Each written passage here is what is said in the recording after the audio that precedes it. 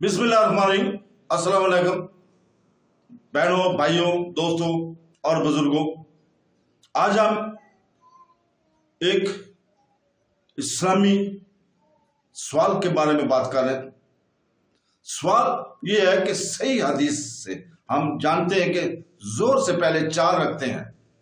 हम जुमा के दिन ये रखते कैसे करें, मतलब कैसे पढ़ें। मालूम हुआ कि जुमा से पहले कोई सुन्नत नमाज नहीं है, लेकिन जिस शख्स को ये 4 रखते पढ़ने की आदत हो तो क्या जुमा के दिन इनको पढ़ना जायज है?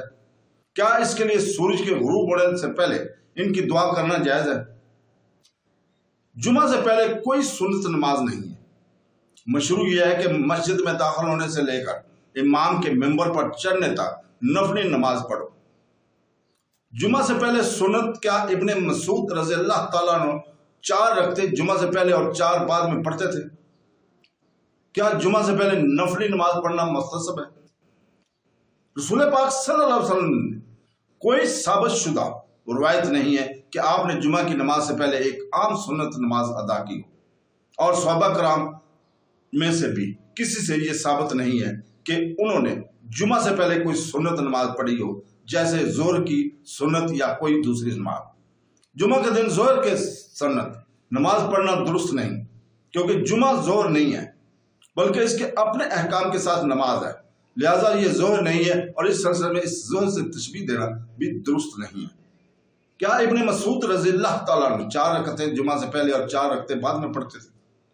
इस रवायत के बारे में जिसमें कहा गया कि इब्ने मसूद रज़ी अल्लाह ताला अन्हु जुमा से पहले 4 और इसके बाद 4 रकअतें पढ़ते थे, इसे तिरमिज़ी ने एक माकूल में रवायत किया है, जिसे उन्होंने रवायत किया है इस तरह से जो इशारा करता है कि यह गैर मुस्तनद है। यह मौकूफ भी है असनाद के साथ जो इब्ने मसूद पर ख़त्म होता है। अल-तिरमिज़ी के मुफस्सिर ने इब्ने हजर रहमतुल्लाह अलैह से रवायत किया है कि अब्दुर रज़्ज़ाक़ और तबरानी ने इसे मरफ़ा रवायत में रवायत किया है, लेकिन इसकी सनद में कुछ ज़ाफ़ और खलल है, और एक रवायत यह है कि इस तरह सबूत के तौर पर नकल नहीं किया जा सकता। शेख अलबानी रहमतुल्लाह कहते हैं यह गैर मुस्तनद है, जैसा कि अल सिलसिला ज़हीफ़ा 83 में है। क्या जुमा से पहले नफली नमाज पढ़ना मुतसब है? जुमा के लिए आने वालों के लिए मुतसब है कि वो जो कुछ भी कर सके पहले से नफली नमाज पढ़ लें। मस्जिद में दाखिल होने से लेकर इमाम के लोगों के सामने आने तक बगैर किसी खास तादाद के बस वो 2 या 4 रकअतें पढ़ ले, या जो अल्लाह चाहे पढ़ ले। बुखारी 883 और मुस्लिम 657 में सलमान फारसी रज़ी अल्लाह ताला अन्हु से रवायत किया कि रसूल पाक सल्लल्लाहु अलैहि वसल्लम ने फरमाया, जिसने जुमा के दिन गुस्ल किया इसने पाकी हासिल की। जहां तक हो सके तेल इस्तेमाल करे या अपने घर की खुशबू से खुशबू लगाए, फिर नमाज जुमा के लिए निकले और 2 मस्जिद में इकट्ठे बैठे हुए के दरमियान जुदाई ना करे, फिर नमाज पढ़े जितना इसके लिए मुकद्दर हो, फिर खामोश रहे जबकि इमाम खत्ताब का राव इसके लिए इसके मौजूदा और आखिरी जुमा के दरमियान के गुनाह माफ कर दिए जाएंगे। इब्ने कायम रहमतुल्लाह ने जुमा से मखसूस अमूर पर बहस करते हुए कहा है कि इमाम शाफी रहमतुल्लाह और इनसे मुत्तफिक होने वालों के नजदीक जुमा का दिन जो नमाज मगरिब के वक्त पढ़ना नापसंदीदा है। हमारे शेख अबुल अब्बास बिन तमीमा रहमतुल्लाह का यही कौल है, और उन्होंने मुजाहिद से और अबुल खलील से और अबू कतादा से नबी करीम सल्लल्लाहु अलैहि वसल्लम की हदीस को बुनियाद नहीं बनाया।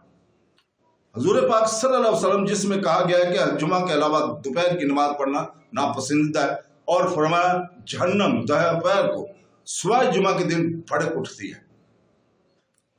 बल्कि इसने अपने कौल की बुनियाद एक रवायत पर रखी है जिसमें कहा गया है कि जो शख्स जुमा के लिए आए तो इसके लिए मुतसब है कि इमाम के बैर आने तक नमाज पढ़े।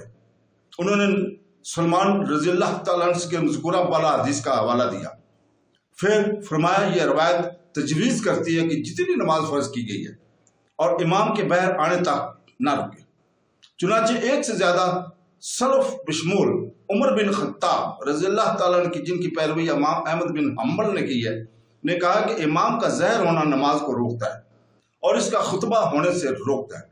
उन्होंने कहा कि नमाज को रोकने वाली चीज इमाम का ज़हूर है, दिन का दरमियानी वक्त नहीं। मजीद बरा अगर लोग मस्जिद के अंदर छत के नीचे हों اور وہ یہ نہیں بتا سکتے کہ زنا کب واقع ہوتا ہے، اور آدمی اپنی نماز پر توجہ دے رہا ہے تو اسے معلوم نہیں کہ زنا کب واقع ہوتا ہے، اور وہ لوگوں کی گردن پر چڑھ کر بہہ نہیں جا سکتا۔ سورج کو دیکھنا اور واپس آنا اور اس کے لیے ایسا کرنا مشروع نہیں ہے۔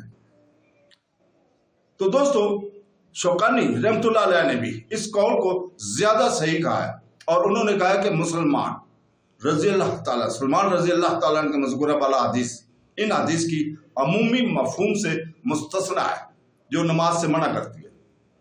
زینت کے وقت اس قول کو شیخ عبداللہ رحمت اللہ علیہ نے بھی پسند کیا ہے، اور انہوں نے اس کی دلیل کے طور پر کچھ ایسا ہی نقل کیا ہے جو ابن قیم سے مروی ہے۔ تو دوستو، یہ پہلا حصہ تھا اس سوال کا جواب کا، اور دوسرا حصہ انشاءاللہ تعالی کل اسی وقت پیش کیا جائے گا۔ اللہ حافظ۔